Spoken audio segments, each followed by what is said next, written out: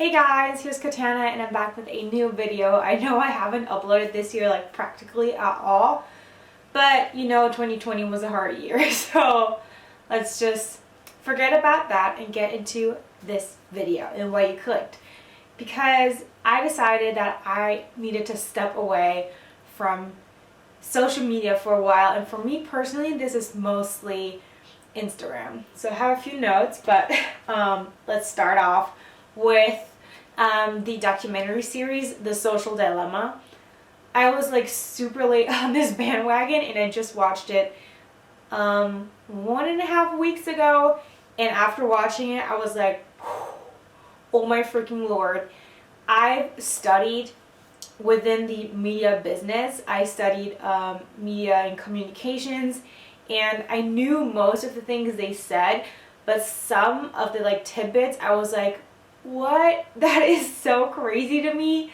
And then I also saw Matt D'Avella's recent video of him saying that he'll downgrade his iPhone to a flip phone because he just wants to, I don't know, reel back on practically everything that's been taking over his life with like within the life of his phone. And I just thought that was so interesting. One of my best friends, well actually this is a lie, my best friend, my very best friend Mona, she deleted Instagram a couple of years ago, maybe 2 years ago. And I was just like, how can you do that? And that's when I realized I am so into this app that I can't even imagine my life without it, which is bad. And I also realized that whenever I actually get to see her, we have so much more to talk about because we're not constantly updating each other on everything and anything on a daily basis via social media. I also realized that sometimes I'm just not 100% present whenever I do about anything. Even when I'm watching sports, I like miss an entire like sack because I didn't actually watch the game.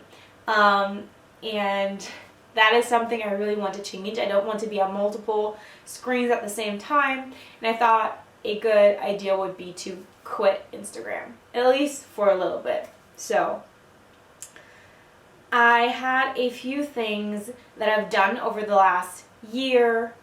Yeah, probably over the last year. So first I started by giving myself a limit on my phone, which was 3 hours of entertainment, whatever it is. But I never actually fill in like those 3 hours, which is quite a lot. I probably should make it like 1.5 hours or just 1 hour. And then I also had my, like most apps stop or kind of like lock themselves at 10 p.m. at night so that I would go to bed earlier. But what I started to do was just be like, oh yeah, another 50 minutes. Okay, another 50 minutes. And then by the time I actually stopped myself and realized how often I've done that, it's almost 11 p.m. So that didn't work out. Then I deleted all of the notification bells.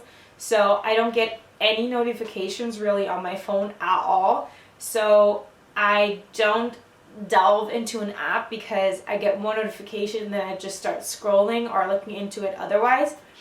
That I just wanted to take a break, and that's what I've done.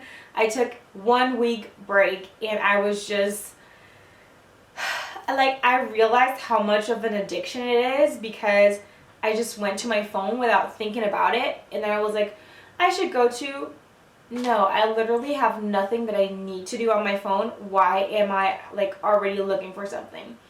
And one of the cues was, for me personally, I usually have 4 like apps at the bottom, one of them being Instagram, and now I kind of hid it away in the entertainment section. So I can't just have like a quick trip to Instagram, I actually have to look for it. And got through 1 week of not opening the app at all, and when I did open it, boom, I was on it for an hour. And I was just like, girl, you just managed a week without Instagram and now you're falling back. Like, it's seriously an addiction. I'm going to have to try harder to remain like, or I don't know, just to stay as well as I was. But there's that. But in the meantime, in my 1 week of no social media, I did do other things. And I kind of want to tell you about what I found good or what I thought was nice to do instead of being on my phone for those 2, 3, maybe even 4 hours at a time. One of those things was definitely my Spanish lessons. Solo con tetería. ¡Wow! Sí, sí, sí, es muy bonito. A mí me gusta. En mi cabeza, un tetería es muy normal en Japón. Vale. Another thing that I found to be really good was actually getting into reading more, because I really do enjoy reading, but I don't get to it because I'm on my phone instead, and then I'm like, okay, I'll just read like a half a chapter, and then that's it, instead of actually reading a chapter or 2 chapters instead of being on my phone in that time. And I also finally had time to fix my home, my new apartment. I've been in here for almost a half a year at this point, and there are some things that need to be done, but I never got around to doing them because I was like, oh, I have so much work, I have so much this, I have so much that, and now I can't really go to practice. I quit my job, and I'm sitting here applying to things, and otherwise I like have practice here and there, but not as much. And I'm like, girl, you can do all of these things. Don't be on your phone, don't be on your computer. Fix your apartment, fix your place. So I did that. At least I started. I'm not done by any means. And I also took up baking again. I really like baking and cooking, but I don't do it as much as I used to. So yeah, there is my kind of weekly log of how it went to go without social media for a week. It wasn't all that bad, and I'm sure you can do it too. So definitely take on the challenge and quit whatever social media app is kind of pulling at your heartstrings for at least 7 days. I know you can do it, and you'll feel better afterwards, and then you can kind of just gauge how much you should cut back and go from there. I hope you enjoyed this video, and if you did, please give me a thumbs up, maybe even subscribe to my channel. If you have any questions, comment down below, and we'll see each other in the next video. Until then, bye!